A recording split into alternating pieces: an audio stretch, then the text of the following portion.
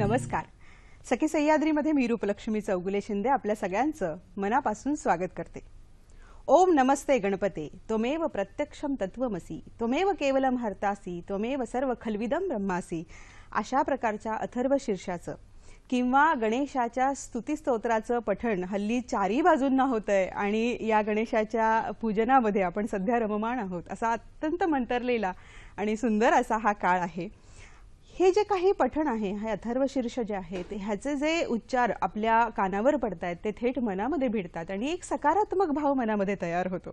याच अथर्व शीर्षामध्ये एक ओळ आहे की त्वम ज्ञानमयो विज्ञानमयोसी, म्हणजे तूच संपूर्ण ज्ञान आहे आणि तुझ्यामध्ये सगळं विज्ञान सामावलेलं आहे. म्हणजे अशा ह्या ज्ञानाच्या बुद्धीच्या देवतेच्या पूजनाच्या काळामध्ये मंडळी आपण आंतरराष्ट्रीय साक्षरता दिवसही साजरा करतो आहोत. हा किती चांगला योग आहे नाही का? तर आपण असंही म्हणू शकतो की आपण गजाननाला ओंकार स्वरूप असं म्हणतो. ओंकार म्हणजे ओम अर्थात जे अक्षरांचं भंडार आहे, जिथूनच संपूर्ण ज्ञानाची सुरुवात आहे, ज्या ओंकारामध्ये संपूर्ण ज्ञान सामावलेलं आहे, अशा या ओंकार स्वरूपाच्या पूजनाच्या काळामध्ये आपण आंतरराष्ट्रीय साक्षरता दिवस पाळतो आहोत, साजरा करतो आहोत. आणि त्या निमित्ताने खरं तर गजाननाला जर खऱ्या अर्थाने प्रसन्न करायचं असेल तर साक्षरतेसारख्या अत्यंत महत्त्वाच्या विषयावर चर्चा करणं, एक सकारात्मक विचार त्या दृष्टिकोनातून समाजापर्यंत पोहोचवला तर खऱ्या अर्थाने त्या गजाननाच्या चरणी आपण सेवा अर्पण केलेली आहे असं म्हणता येऊ शकतं. आणि तोच दृष्टिकोन डोळ्यासमोर ठेवून आम्ही सखीच्या मंचावर आज हा विषय घेतलेला आहे. खरं तर आंतरराष्ट्रीय साक्षरता दिवस हा उद्या आहे, म्हणजे 8 सप्टेंबरला आहे. पण त्याच्यापूर्वीच तो दिवस साजरा करण्याआधीच त्या दिवसाच्या संदर्भामध्ये जर सखोल ज्ञान मिळवून घेतलं तर चांगलं नाही का मंडळी? त्यामुळे त्या दृष्टिकोनातून आजचा आपला सखीचा विषय आहे. विषय काय आहे तो बघा. आजचा आपला विषय आहे साक्षर जनता यशस्वी भारत. अत्यंत महत्त्वाचा असा विषय आहे. आंतरराष्ट्रीय साक्षरता दिनाच्या निमित्ताने आज आपण या विषयावर चर्चा करत आहोत. मंडळी, या विषयाच्या संदर्भात आपण चर्चेला सुरुवात करण्याआधी जरा आणखी सखोल जाणीव करून घेण्यासाठी, माहिती करून घेण्यासाठी आम्ही एक एव्ही तयार केलेली आहे.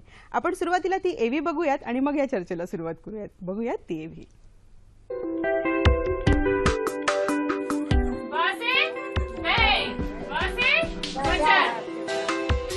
हर हाथ बचत, हाथ भर दूरी पर बैंक,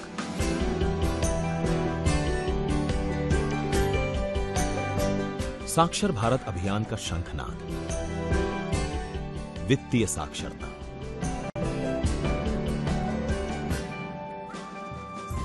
इससे जुड़ा है प्रयास कि मिले सबको सामाजिक सुरक्षा। कारवां बनता गया उनका जो अब तक बैंकिंग सुविधाओं के बारे में सुना करते थे। आर्थिक सुरक्षा की मशाल लिए साक्षरता प्रेरक रच रहे हैं इतिहास। जिन हाथों में पकड़ाई कलम, आज उन्हीं हाथों में है बैंक की पासबुक।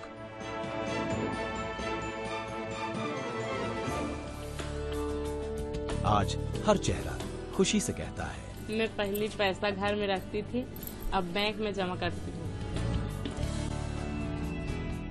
लाखों प्रेरक भारत सरकार की सामाजिक सुरक्षा योजनाओं को ग्रामीण भारत के हर परिवार तक पहुंचा रहे हैं।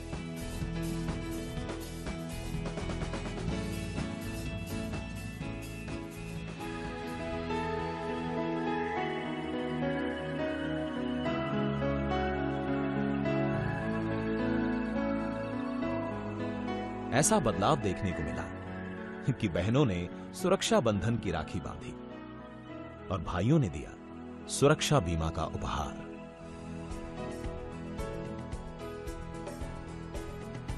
साक्षर भारत कार्यक्रम के तहत 1 अगस्त से 30 अगस्त के बीच 85 लाख से भी ज्यादा लोगों को सुरक्षा बीमा का कवच मिला।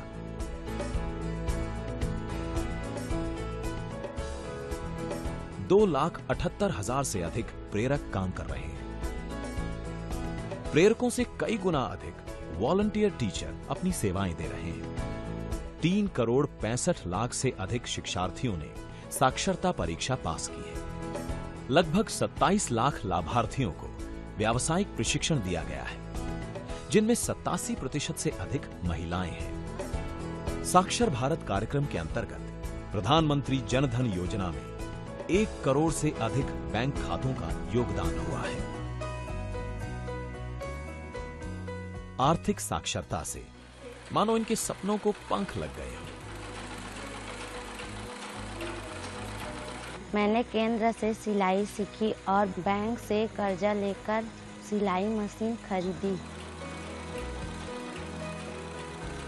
मुझे महीने का 3-4 हजार रुपया मिल जाता है।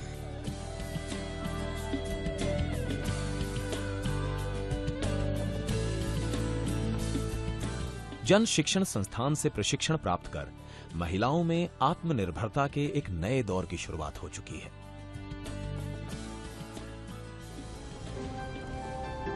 साक्षर भारत अभियान से जुड़कर महिलाएं साक्षर होने के साथ साथ सशक्त बन रही हैं।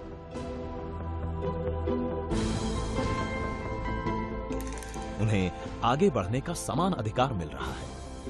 आज अंतर्राष्ट्रीय साक्षरता दिवस के अवसर पर हम संकल्परत हैं कि इस मार्ग को और भी अधिक प्रशस्त करेंगे, क्योंकि सशक्त महिला से ही समाज सुरक्षित और देश सशक्त बनेगा। साक्षर भारत अभियान बढ़ रहा है साक्षरता से सामाजिक सुरक्षा की ओर।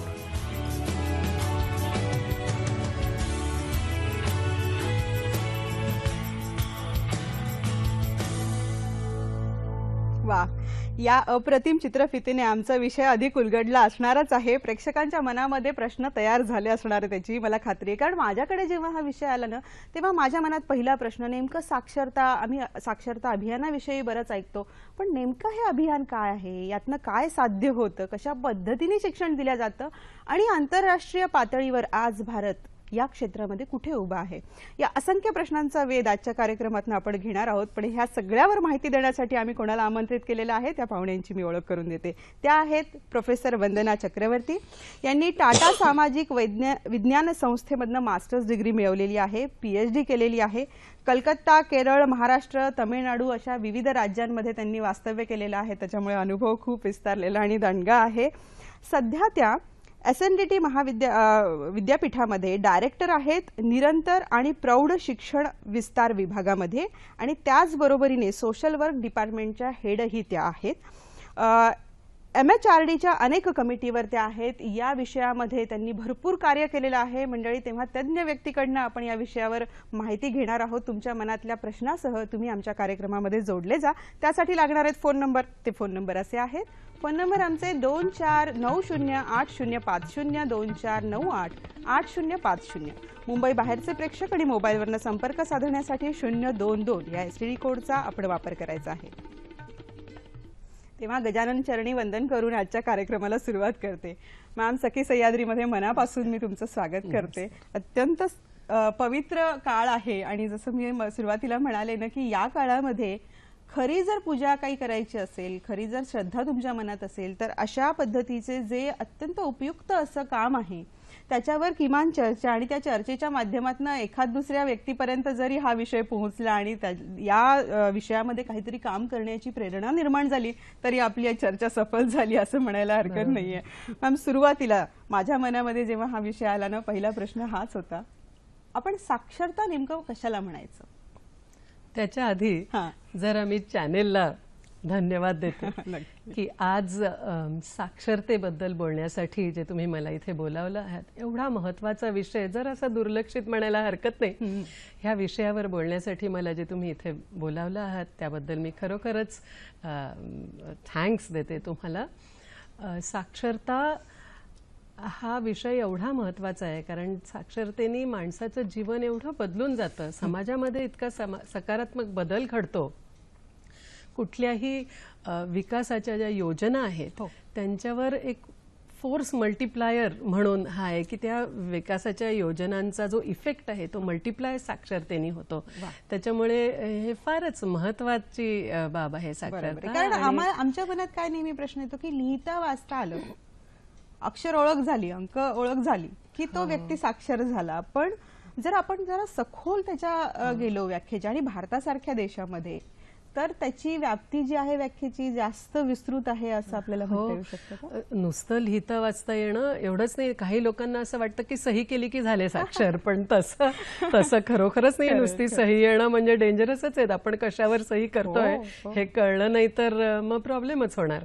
साक्षरता म्हणजे आपण ज्याला कार्यात्मक साक्षरता असं म्हणतो, म्हणजे लेखन, वाचन आणि अंकज्ञान ह्याच्यामध्ये आत्मनिर्भरता आणि विकासापासून आपण वंचित का राहतोय ह्याची कारणं समजणं आणि विकासाच्या मार्गावर पुढे जाणं, ती कारणं समजून पुढे विकासाकडे जाणं, ही कार्यात्मक साक्षरता म्हणायला हरकत नाही. आणि असे जे लोक आहेत जे कधीच शाळेत गेले नाहीत किंवा काही दिवस शाळेत गेले, काही वर्ष 2-4 वर्ष शाळेत गेले, मग अनेक वर्ष त्यांचा अभ्यासाशी काहीच संबंध राहिला नाही, त्याच्यामुळे लेखन, वाचन वगैरे सगळंच काही विसरून गेलेत, अशा सर्व प्रकारच्या लोकांना आपण शिकवतो साक्षरतेच्या कार्यक्रमामध्ये. ज्ञान देतो असा आपण शब्द वापरला तरी चालणार आहे, कारण फक्त लिहिणं वाचणं नाही तर कौशल्य त्याच्यासोबत, ज्ञान आणि कौशल्ययुक्त ज्ञान त्यांच्यापर्यंत पोहोचवणं हे फार महत्वाची बाब आहे. मॅडम, आपण 8 सप्टेंबर आंतरराष्ट्रीय साक्षरता दिवस साजरा करत आहोत आणि मला वाटतं हे वर्ष जरा विशेष वर्ष आहे, कारण यावर्षी 50 वर्ष पूर्ण होत आहेत ना. तर काय आहे नेमका हा साक्षरतेचा जो हा दिवस पाळला जातो किंवा आपण साजरा करतो, त्याच्या पाठीमागची भूमिका काय आहे, पार्श्वभूमी काय आहे आणि सुरुवात कधी झाली? 17 नोव्हेंबर 1965 साली तेहरानमध्ये एक जागतिक परिषद युनेस्कोने घेतली होती आणि त्या परिषदेमध्ये अनेक राष्ट्रांचे शिक्षण मंत्री आले होते. त्या परिषदेचा विषय होता निरक्षरता निर्मूलन. निरक्षरता निर्मूलनावर ही परिषद होती. साक्षरतेला प्राधान्य मिळावं आणि साक्षरतेचं काम जोमाने सगळ्या राष्ट्रांमध्ये पुढे जावं ह्यासाठी या परिषदेच्या शेवटी एक ठराव पास करण्यात आला आणि तो ठराव असा की दरवर्षी 8 सप्टेंबरला आंतरराष्ट्रीय साक्षरता दिवस पाळला जावा असा तो ठराव होता. आणि ह्या ठरावावर 65 राष्ट्रांच्या शिक्षण मंत्र्यांनी हस्ताक्षर केलं. तो पहिला साक्षरता दिवस 1966 मध्ये 1966 साली 8 सप्टेंबरला पाळला गेला. आणि त्यानंतर आता आज 50 वर्ष होत आहेत त्या गोष्टीला, तेव्हा निश्चितच हा महत्वाचा दिवस आहे आपल्यासाठी. पण सुरुवातीच्या काळामध्ये मॅडम, म्हणजे काही काळापूर्वी आम्ही साक्षरता अभियानाच्या संदर्भामध्ये बऱ्याच चर्चा ऐकल्या होत्या किंवा सरकारी योजनांच्या विषयी ऐकून होतो. पण हल्ली जरा दुर्दैवाने त्या बातम्या किंवा ती चर्चा आमच्या कानापर्यंत तेवढ्या मोठ्या प्रमाणात येत नाहीये. सध्या त्या अभियानाचं स्वरूप काय याच्याकडे येतेच. पण जेव्हा आपण असं म्हणतोय ना की आज 50 वर्ष, आपण हा 50वे वर्ष आहे, तर आज एकूणच आंतरराष्ट्रीय पातळीवर आपण बघितलं, इतर देशांशी आपण तुलना केली आणि विशेषतः आपण आशियाई देशांशी तुलना केली, तर आज भारत कुठे उभा आहे असं आपल्याला वाटतं? 1966 मध्ये 1966 साली ज्या वेळेला हा ठराव पास केला आणि ही परिषद ज्या वेळेला 1965 मध्ये झाली, त्यावेळेला जागतिक साक्षरतेचा दर 42% होता, 42% जागतिक साक्षरता. आणि आज तो 86% आहे. भारताचा साक्षरता दर त्यावेळेला 28.4 म्हणजे 28.4% होता आणि महिला साक्षरता दर तर 15% होता. त्यावेळेला इतका कमी होता. फारच नगण्य. तर फारच आवश्यकता होती अशा जागतिक परिषदेची आणि असा काही ठराव होण्याची. आता भारताचा साक्षरता दर 72.8 वर 2011च्या 2011च्या सेन्सस प्रमाणे 72.8 वर येऊन पोचलाय. तर दोन्ही दरांमध्ये 44% ची वृद्धी झाली आहे खरं तर. पण तरी जी दरी आहे आंतरराष्ट्रीय साक्षरता दरामध्ये आणि आपल्या भारताच्या साक्षरतामध्ये 14% जी दरी होती ती आजही कायम आहे. तर आपल्याला लवकर ती गॅप आपल्याला भरून काढायला हवी आहे, चांगलं काम करून. आणि एवढंच नाही, कार्यक्रमच महत्वाचा आहे. आपण दुसऱ्या देशांकडे जर बघितलं तर आपण आशियाई खंडातल्या इतर देशांकडे पाहिलं तर रशियामध्ये बहुतेक जे इव्हन छोटे छोटे जे देश आहेत त्या सगळ्यांमध्ये 95%च्या वर लिटरसी झालेली आहे. 95%च्या वर. तुम्ही जर ईस्टर्न युरोप बघितला तर तिथे सुद्धा 95%च्या वर सगळीकडे लिटरसी झालेली आहे. एशियामध्ये सगळ्यात वाईट परिस्थिती अफगाणिस्तानची आहे, जिथे फक्त 38% लिटरसी, 38% लिटरसी अफगाणिस्तानमध्ये आज आहे. बरं. हे मी 2015 चे तुम्हाला मी या संख्या सांगते, पर्सेंटेजेस जे युनेस्कोनी आपल्या पुढे ठेवले आहेत ते. आता भारत जे युनेस्कोनी रँकिंग केलंय सगळ्या देशांचं, त्याच्यामध्ये पहिल्या नंबरावर आहे नॉर्थ कोरिया, जिथे 100% साक्षरता झालेली आहे. आणि 82-83 क्रमांकावर श्रीलंका आणि बर्मा हे देश आहेत, जिथे 90%च्या वर साक्षरता झालेली आहे. भारत आपला देश एवढा मोठा आणि आता प्रगत ज्ञानाच्या बाबतीमध्ये अगदी एकेकाळी फार पुढे असणारा असं आपण म्हणतो. आपण प्राचीन आपला नंबर 124वा आहे. आपला नंबर 124वा आहे. आणि आपल्या खालोखाल नेपाळ, भूतान, बांगलादेश हे साधारण 124 ते 144 पर्यंत त्यांच्या रँक्स आहेत. त्याच्यामध्ये पाकिस्तान 144वा आहे, जिथे 57%, 57.9% पण म्हणजे या क्षेत्रामध्ये आपल्याला खूप काम करण्याची गरज आहे असं म्हणता येऊ शकतं. डॉक्टर प्राजक्त मुळे मुलुंडवरनं आपल्याला प्रश्न विचारू इच्छित आहेत. काय म्हणतात बघूयात. Hello hello. मला असं विचारायचं होतं की आता कॉम्प्युटर एक म्हणजे it is very essential, must झालंय येणं. पण आमच्या काळात तसं नव्हतं. पण तरी सुद्धा आम्हाला एन्थुझियाझम आहे. आणि आपल्या घरातली मुलं बाळ कोणी आपल्यामध्ये इंटरेस्ट घेत नाहीत. बुद्धू म्हणतात, काही म्हणा, सगळ्या घरोघरी असावं. तर मला असं म्हणायचं की एखाद्या एनजीओनी किंवा गव्हर्नमेंटनी होम व्हिजिट करून अशा एक ग्रुप फॉर्म करून एखाद्या सोसायटीतल्या त्या सगळ्यांना शिकवण्याचा जर काही प्रयास घेतला तर ते फार उपयुक्त ठरेल. कारण सगळ्यांची मुलं अब्रॉड असतात, पण त्यांना इच्छा असते ना, अपार्ट फ्रॉम द ईमेल्स वगैरे इतर गोष्टी शिकायच्या, ऑनलाईन हे करणं वगैरे. तर त्यासाठी काही प्रयत्न करू शकतील का, असं मला एक विचारायचं होतं. नक्कीच नक्कीच. आपण खरं तर साक्षरता म्हटलं ना की निरक्षर लोकांवरच आपलं लक्ष केंद्रित होतं. पण अशा जे काही गोष्टी आहेत अत्याधुनिक काळामध्ये रोज जिथे वेगवेगळ्या ज्ञानशाखा इथे निर्माण होत आहेत आणि या आजच्या काळाच्या बरोबरीने चालण्यासाठी मग जी काही तारेवरची कसरत होते, अशा वेळी या अभियानाच्या अंतर्गत, साक्षर भारत या अभियानाच्या अंतर्गत असं काही विशेष प्रशिक्षण घराघरांमध्ये नाही तरी एका विशिष्ट परिसरामध्ये जाऊन काही देता येऊ शकतं, सिनियर सिटीजन्सना असतील किंवा वयोवृद्धांना असेल, असं काही आपण करू शकतो? हा कार्यक्रम मुळात नवसाक्षरांसाठी असू शकतो. बरं. नवसाक्षरांसाठी आपण निरंतर शिक्षणाचे कार्यक्रम घेतो, नवसाक्षरांसाठी आपण कौशल्य विकासाचे कार्यक्रम घेतो आणि त्यासाठी साक्षरता केंद्र आहेत जिथे हे कार्यक्रम होतात. बरं. पण कंटिन्युइंग एज्युकेशनचे असे कोर्सेस वेगवेगळ्या ठिकाणी चालू असतात. घरी जाऊन ते करणं कठीण आहे, कारण खूपच डिस्पर्स्ड असं हे पॉप्युलेशन असतं, त्याच्यामुळे ते कठीण जाणार आहे. पण अशी केंद्र नक्कीच असतील जिथे हे कार्यक्रम, महिला मंडळं हे कार्यक्रम चालवत आहेत, अशा प्रकारचे बऱ्याच ठिकाणी असे कार्यक्रम चालत आहेत. तर मला स्वयंस्फूर्त कोणी जाऊन एखाद्या ठिकाणी काही तर काहीच हरकत नाही करायला. करायला काही हरकत नाही. आपल्याला भारत वावर डोंबिवलीवरनं प्रश्न विचारतायत. हॅलो. नमस्कार. आपण असताना सगळ्या केंद्राच्या संपूर्ण प्रेक्षकांना गणेशोत्सवाच्या हार्दिक शुभेच्छा.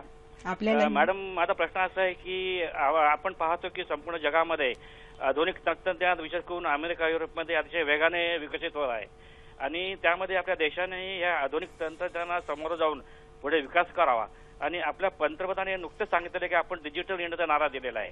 तर माझा प्रश्न असा आहे की हे करत असताना आपण पाहतो की शहरी भागामध्ये सर्व सुखसोयी उपलब्ध असतात आणि शहरी भागातील पुरुषच नव्हे महिला पण पुढे जातात. पण त्या प्रमाणामध्ये गावामध्ये किंवा ग्रामीण भागामध्ये एवढं तंत्रज्ञान विकसित झालेलं नाही की शिक्षण स्तर फार कमी आहे, त्यांना सुविधा कमी मिळतात. तर यावर कृपया आपण प्रकाश टाकावा. यावर सरकारने कोणत्या प्रकारचे करावे आणि ग्रामीण भागातही शिक्षण स्तर पुढे जावं असं. धन्यवाद. नक्कीच भारतजी, खूप चांगला प्रश्न आहे. आपण डिजिटल इंडिया म्हणून जेव्हा घोषणा करतो आणि त्याच्यावर चर्चा करतो तेव्हा ग्रामीण भागापर्यंत हे अत्याधुनिक तंत्रज्ञान जाणं हे फार महत्वाची बाब आहे. त्याच्याविषयी काय योजना आहेत? तुम्हाला ऐकून आश्चर्य वाटेल की आज जी 1,63,000 केंद्र चालू आहेत, साक्षरता केंद्र चालू आहेत, त्या केंद्रांमध्ये कम्प्युटर आहे आणि कम्प्युटर लिटरसी सुद्धा चालू आहे आणि गावागावामध्ये लोक तंत्रज्ञानाचा उपयोग करतायत, कम्प्युटर शिकतायत, ते साक्षरता सुद्धा कम्प्युटरवरून शिकतायत. मागाशी आपण एका चित्रफितीमध्ये सुरुवातीला जी दाखवली अगदी ग्रामीण बाई डोक्यावरनं पदर घेऊन कम्प्युटर चालवतेय, फारच आकर्षक चित्र होतं. म्हणजे आता गावागावापर्यंत हे जात आहे, आहे. पण एक ज्या पद्धतीने किंवा ज्या स्पीडली जायला हवं, ज्या प्रमाणामध्ये व्हायला पाहिजे, ती गती जी आहे फारच वाढवायला हवी, कमी आहे असं वाढवायला हवी. बरोबर आहे, बरोबर आहे. मग त्याच अनुषंगाने जरा या प्रश्नाकडे येऊयात. आपण जगाच्या पातळीवर भारताची तुलना केलेली आहे की जी काही स्पर्धा आपण म्हणू, स्पर्धा म्हणण्यापेक्षा आपण कुठे उभे आहोत नेमके हे ते आकडेवारी आपल्याला दाखवते आणि खूपच दुःखही होतंय त्या बाबतीमध्ये की आपल्याला खूप काम करण्याची गरज आहे क्षेत्रामध्ये.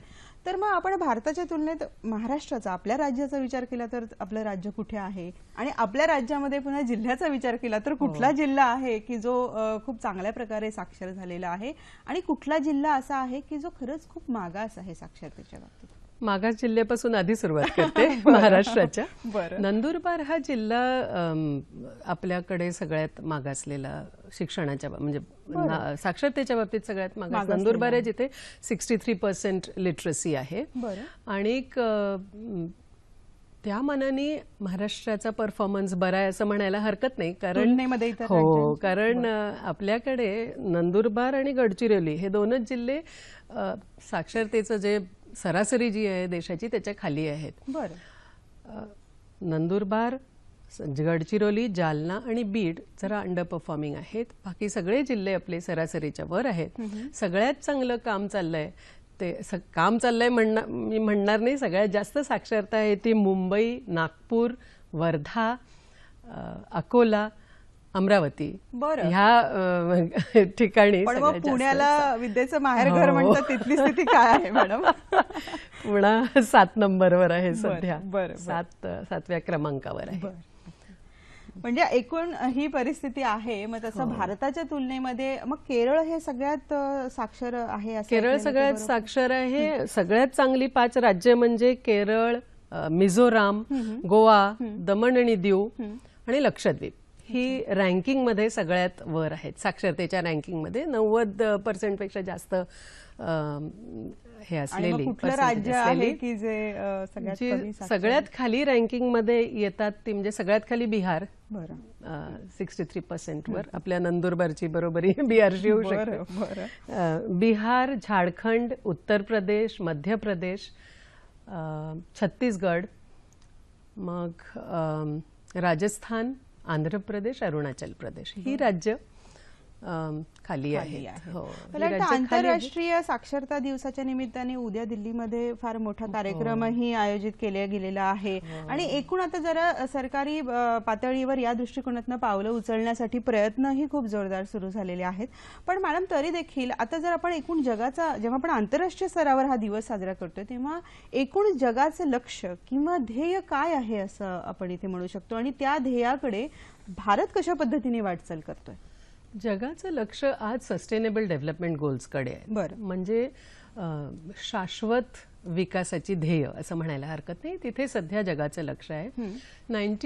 2015 मध्ये सप्टेंबरच्या महिन्यामध्ये UN जनरल असेंब्लीमध्ये त्यांनी सस्टेनेबल डेव्हलपमेंट गोल्स ह्याकडे लक्ष वेधलं आणि त्यांनी असं ठरवलं, या देशांनी त्यांनी असं ठरवलं की 2030 पर्यंत सस्टेनेबल डेव्हलपमेंट गोल्स गाठायची. 2030 पर्यंत सस्टेनेबल डेव्हलपमेंट जगाने शाश्वत विकास आपण त्याला म्हणू शकतो. हो, शाश्वत विकास, निष्पक्ष आणि शाश्वत विकास असं म्हणायला साधारणतः काय मुद्दे ढोबळ मानाने सगळे नाही तरी काय? त्याच्यामध्ये 17 मुद्दे आहेत, 17 ध्येय त्यांनी ठरवली आहेत. त्याच्यामध्ये जगाला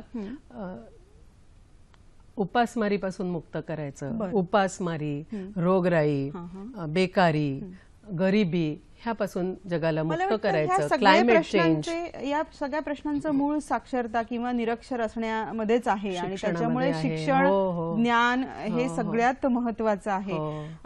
खरं तर आपल्या भारतासारख्या देशामध्ये जिथे प्रचंड मोठी लोकसंख्या आहे, जिथे खूप दारिद्र्य किंवा फार मोठ्या प्रमाणामध्ये गरिबी आहे, या सगळ्या प्रश्नांची मुळं जिथे साक्षरतेमध्ये, तेव्हा या अभियानाकडे आपण फारच महत्वाचं आहे. आणि काय आहे की शिक्षणामधनं आपण मूल्य देतो.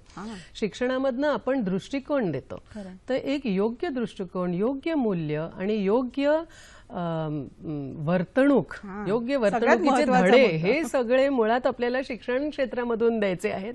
आणि ही मूल्य, हे धडे आपल्याला मुलांना आणि प्रौढांना सगळ्यांनाच द्यायचे आहेत आणि शिक्षण क्षेत्र फारच महत्त्वाचं आहे. आता मॅम आपण ह्या मुख्य मुद्द्याकडे वळूयात, कारण आम्ही साक्षर भारत हे अभियान वगैरे याच्याविषयी कार्यक्रमाविषयी ऐकतो.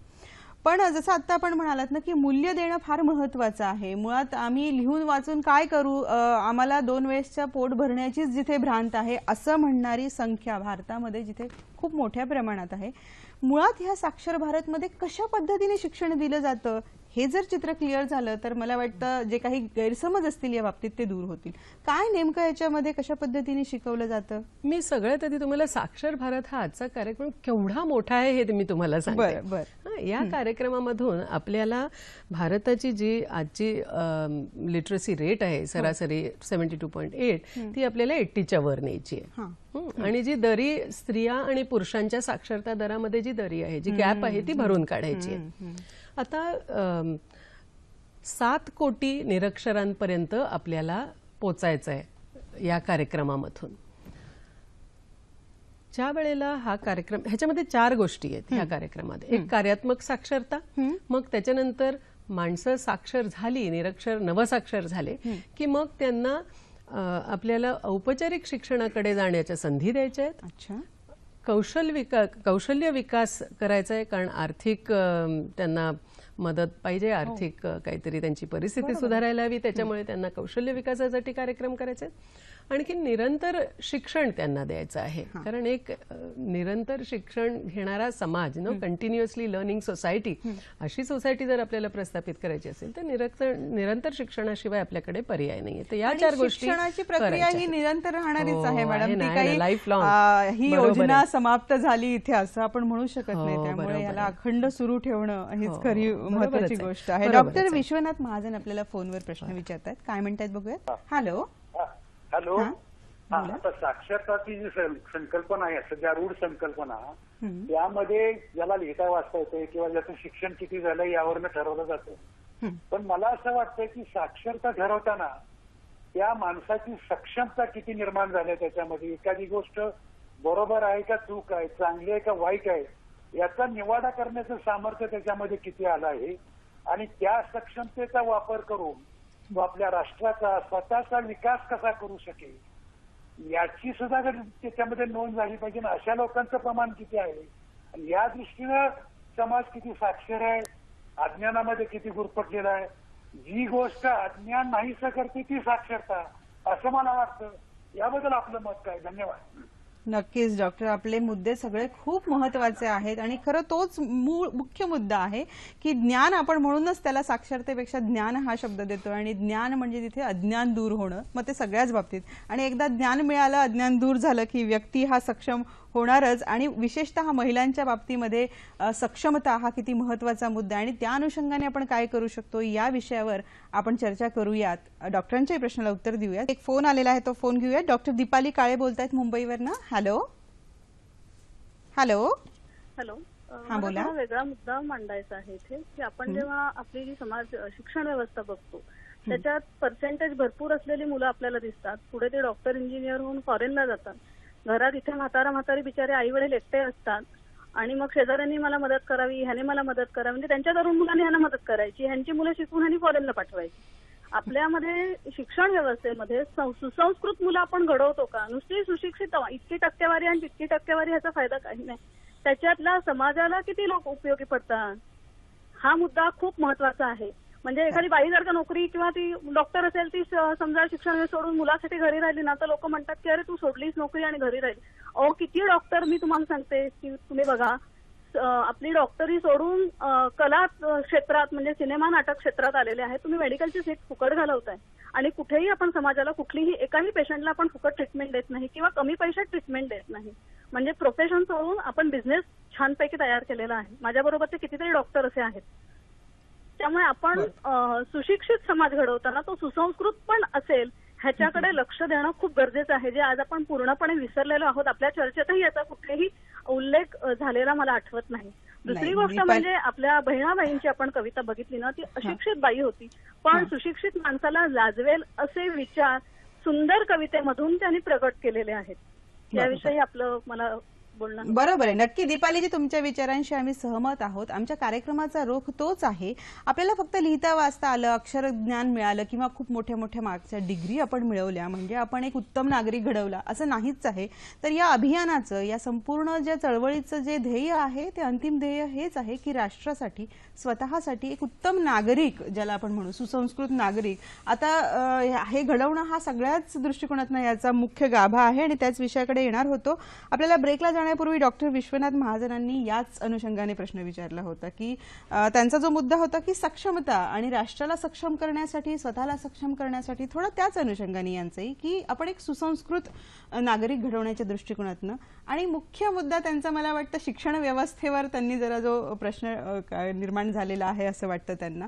तर त्या संदर्भामध्ये आपण काय एकूणच मला असं वाटतं की आजचा विषय साक्षरता आहे. साक्षरता आहे, लेखन वाचन, अंकज्ञानात आत्मनिर्भरता आणि आपल्याला विकासापासून वंचित राहण्याची कारणं जाणून घ्यायचं आणि विकासाच्या पथावर अग्रेसर व्हायचं, ह्या अशा तऱ्हेची कार्यात्मक साक्षरता आपल्याला समजून घ्यायची आहे. आणि ज्यांना कधीच म्हणजे आपण आता खूप मार्क मिळालेल्या लोकांबद्दल बोलत नाही आहोत, आपण आता निरक्षर, नवसाक्षर अशा तऱ्हेच्या लोकांविषयी बोलतो आहोत आणि त्यांचे काय मुद्दे आहेत, त्यांना कसं आपण शिक्षित करायचं ह्याविषयी आपण बोलत आहोत. बरोबर. आणि त्यांचा जो मुद्दा आहे ना, एका विशिष्ट वर्गातल्या लोकांचा जो काही प्रश्न आहे त्याच्याशी निगडीत आहेत. पण जेव्हा आपण संपूर्ण भारताचा किंवा सगळ्या लोकांचा विचार करतो तेव्हा अगदी निरक्षर असणाऱ्या लोकांपासूनही आपल्याला सगळ्यांचा विचार करणं फार गरजेचं आहे. तर मॅम, त्यामुळे हा जो कार्यक्रम आहे, या कार्यक्रमाची रूपरेषा तुम्ही सांगत होता, तर त्याकडे आपण पुन्हा वळूयात. साक्षर भारत हा जो कार्यक्रम आहे त्याच्यामध्ये पहिला जो ऍक्टिव्हिटी पहिली आहे ती साक्षरतेची आहे, कार्यात्मक साक्षरता. तर ती कशी करतात? पहिल्यांदा कुठल्याही आता 7 कोटी लोकांना आपल्याला साक्षर करायचंय. हे ध्येय आहे, 7 कोटी लोकांना साक्षर करायचंय. त्याच्यासाठी आपल्याकडे 41 लाख स्वयंसेवक जोडले गेलेले आहेत. बरं. आणि 13 भाषांमधून आणि 26 बोलींमधून सध्या शिक्षण चालू आहे. सांसद ग्राम जे आहे, आता हल्ली ते अडॉप्ट करतात ना सांसद ग्राम, 408 गावं अशी अडॉप्ट केलेली आहेत आणि त्या गावामध्ये 100% लिटरसीचं काम चालू आहे. बऱ्याच ठिकाणी 100% लिटरसी झालेली सुद्धा आहे. पण आता हा साक्षरतेचा एवढा मोठा कार्यक्रम करत असताना ते कसं करतात? आपण एका गाव पातळीवर बघितलं तर सगळ्यात आधी तिथे वातावरण निर्मिती केली जाते आणि सर्वे केला जातो, सर्वेक्षण केलं जातं की गावात निरक्षर किती आहे. तर वातावरण निर्मिती करत असताना आपण जरा ही चित्र बघूया. बरं. वातावरण निर्मिती करत असताना लोककलांचा वापर केला जातो, रॅलीज काढल्या जातात. मला वाटतं स्क्रीनवर आपण बघतोय की कशा पद्धतीने आधी त्यांची मानसिकता तयार केली जाते, रॅलीज काढल्या जातात, पथनाट्य केली जातात. अशा प्रकारचे भित्तीपत्रक लिहून किंवा सुविचार लिहून त्यानुसार त्यांचं मानसिकता बदलण्याचा प्रयत्न. बघा आता भिंतींवर, मग पोस्ट ऑफिसेसवर, गव्हर्नमेंट ऑफिसेसवर, लोकांच्या घरांवर अशा तऱ्हेच्या घोषणा लिहिल्या जातात. त्या जागोजागी रस्त्यावर रांगोळ्या काढल्या जातात. बरं. त्याच्यामध्ये त्यांच्यामधून सुद्धा असे मेसेजेस दिले जातात, पथनाट्य, लोकनाट्य, असं एक छान वातावरण तयार केलं जातं. आणि ते वातावरण तयार करत असताना निरक्षरांची नोंदणी होते, स्वयंसेवकांची नोंदणी होते. ती झाल्यानंतर मॅचिंग होतं, म्हणजे किती निरक्षर आहेत हे समजल्यावर आपल्याला किती स्वयंसेवक हवेत. साधारण 8 ते 10 निरक्षरांना एक स्वयंसेवक शिकवतो किंवा शिकवते. बऱ्याच स्त्रिया आहेत स्वयंसेवक, तर त्या शिकवतात त्यांना. आणि त्यानंतर कुठे शिकवतील हे ठरवलं जातं. बरेच वेळेला त्या स्वयंसेवकाच्या घरी शिकवतात, कधी कम्युनिटी हॉलमध्ये शिकवतात, कधी पंचायत व्यवस्था करून देते, तिथे एखादं केंद्र काढतात, पंचायतीमध्ये शिकवलं जातं. काही वेळेला मंदिराच्या चौथऱ्यावर शिकवलं जातं, शाळांमध्ये एखादा क्लास. मला नेमकं काय शिकवलं जातं, म्हणजे पाठ्यपुस्तकं असतात का, पुस्तकं काय असतात, अभ्यासक्रम कसा असतो, काय असतो एक्झॅक्टली, त्याच्याविषयी जाणून घ्यायचंय मॅडम. पण आपल्याला आरती कांजूरमार्गवरनं प्रश्न विचारतात. हॅलो. हा, बोला आरती. हा, माझा प्रश्न असा आहे की ग्रामीण भागात साक्षरता केंद्र आहेत, परंतु शहरी भागातील निरक्षरांसाठी काय उपाययोजना आहेत का? बरं, त्यांना म्हणायचं की ग्रामीण भागात असे केंद्र आहेत, पण शहरी भागांसाठी काय उपाययोजना असतात? आता ग्रामीण भागामध्ये आहे ते तर आपल्याला माहितीच आहे. आता काय आहे, हा जो साक्षर भारत कार्यक्रम आहे तो काही विशिष्ट जागांसाठीच आहे. म्हणजे जिथे महिला साक्षरता फार कमी आहे तिथे तो कार्यक्रम आहे. मग नक्सल हिट एक्स्ट्रीमिस्ट जे प्रांत आहेत त्या जागेसाठी आहेत. इथे आता काही स्वयंसेवी संस्था साक्षरतेचा कार्यक्रम शहरांमध्ये सुद्धा राबवत आहेत, पण गव्हर्नमेंटचा जो कार्यक्रम आहे तो साक्षर भारत हा कार्यक्रम त्यांनी ठरवून दिलेल्या जिल्ह्यांमध्ये, आता महाराष्ट्रामध्ये 10 जिल्ह्यांमध्ये तो कार्यक्रम आहे. 10 जिल्ह्यांमध्ये, पण सगळ्या ठिकाणी तो नाहीये. अच्छा, पण म्हणजे त्याची असण्याची गरज आहे. मग त्याच्यामध्ये गरज आहे, पण त्याला काय आपल्याला रिसोर्सेस आपल्याकडे लिमिटेड असतात. त्याला त्याच्यामध्ये पैशांचा सुद्धा प्रश्न आहे. सगळ्यांनी मिळून येऊन पुढे येऊनच हे कार्य करण्याची गरज आहे. आपण संस्थांनी तर फार मोठ्या प्रमाणात पुढे यायला हवं. आपण चर्चा करतो आणि आपण फक्त इच्छा व्यक्त करतो, पण ती फक्त इच्छा न राहता कुठेतरी कार्य करण्याची या क्षेत्रात गरज आहे आणि तेच या चळवळीला पुढे नेणार आहे असं पण म्हणता येऊ शकतं. मला तुम्ही त्या पाठ्यपुस्तकांविषयी आणि अभ्यासक्रमाविषयी जाणून घेण्याची जिज्ञासा, काय शिकवतात नेमकं तिथे? त्याच्यामध्ये आता प्रौढांना ज्याची गरज आहे असे त्याच्यामध्ये विषय असतात. म्हणजे आता मला ते काढता येते, जाऊ दे, आपण बोलूया त्याच्याविषयी. मला त्याच्यामध्ये असे विषय असतात की मुलीचं लग्न लवकर होऊ नये ह्यासाठी त्याच्याबद्दल एखादा चॅप्टर असतो.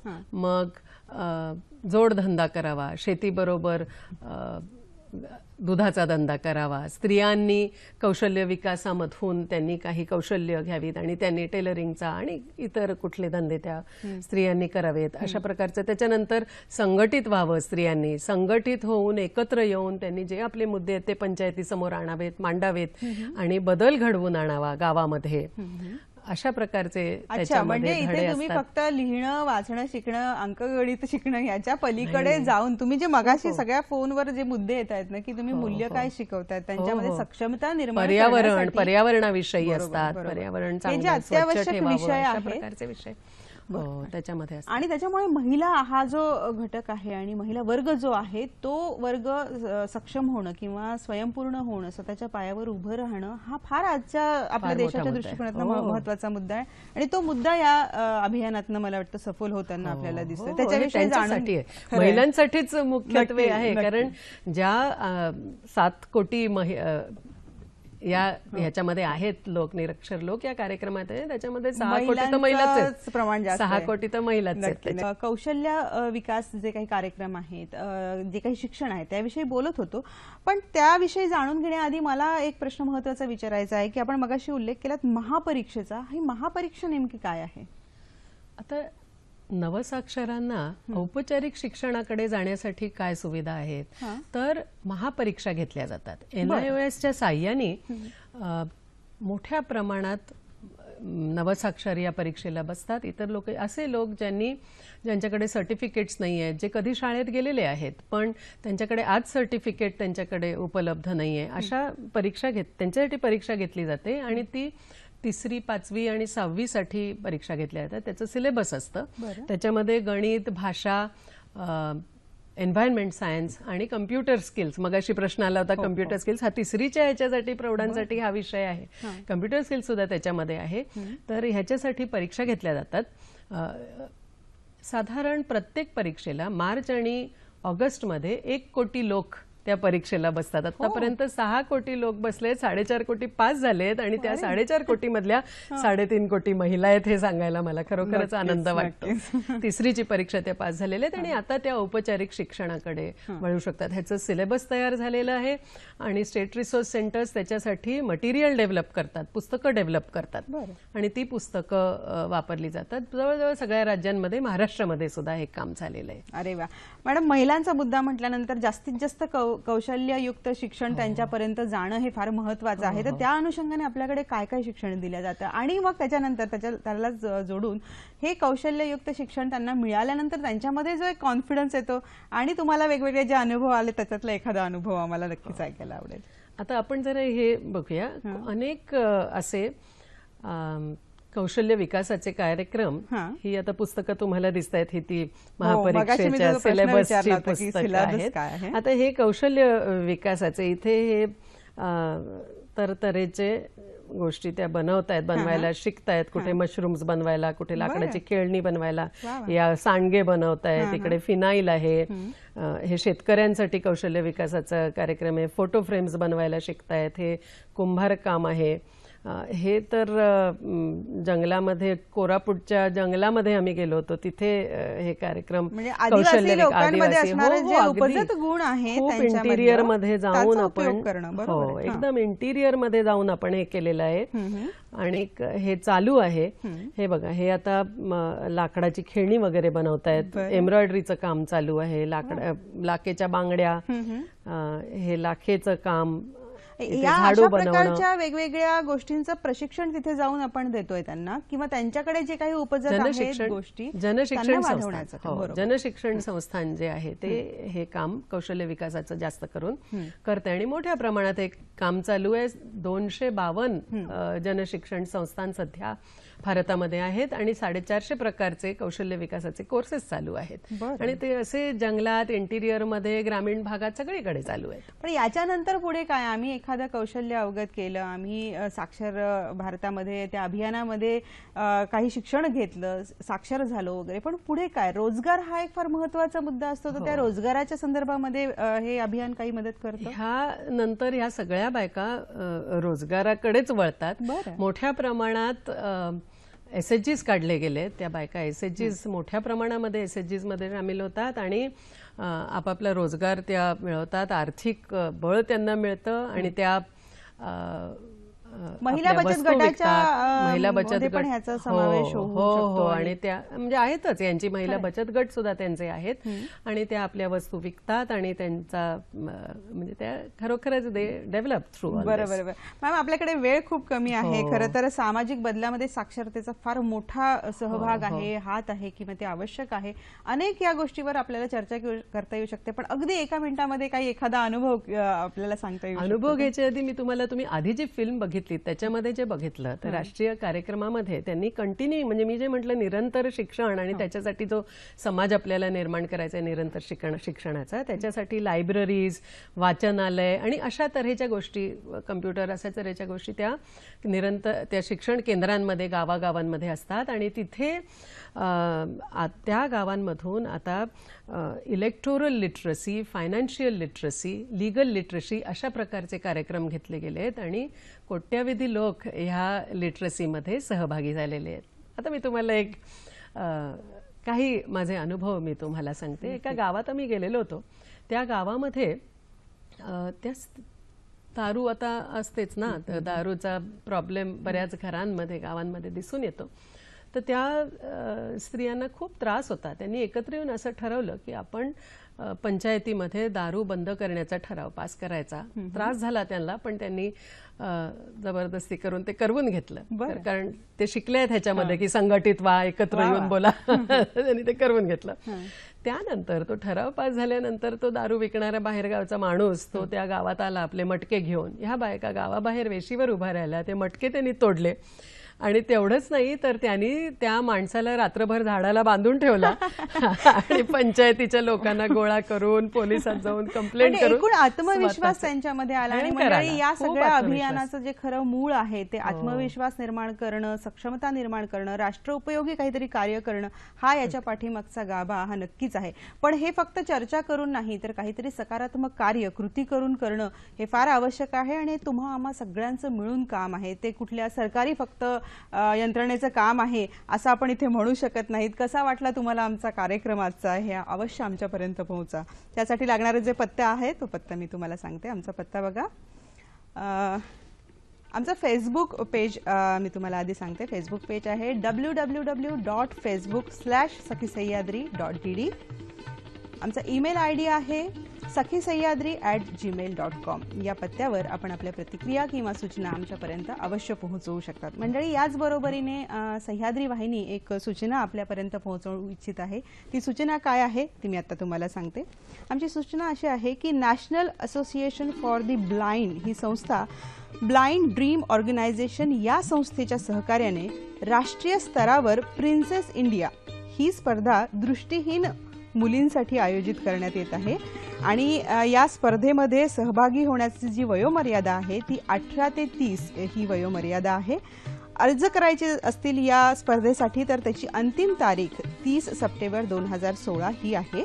आणि कुठे अर्ज करायचा आहे तो पत्ता असा आहे: कार्यकारी संचालिका नाब, खान अब्दुल गफार खान रोड, वरळी, मुंबई 400330. दूरध्वनी क्रमांक आहे 9870199213. 022 हा STD कोड आहे. 66836643 हे आमचे नंबर आहेत.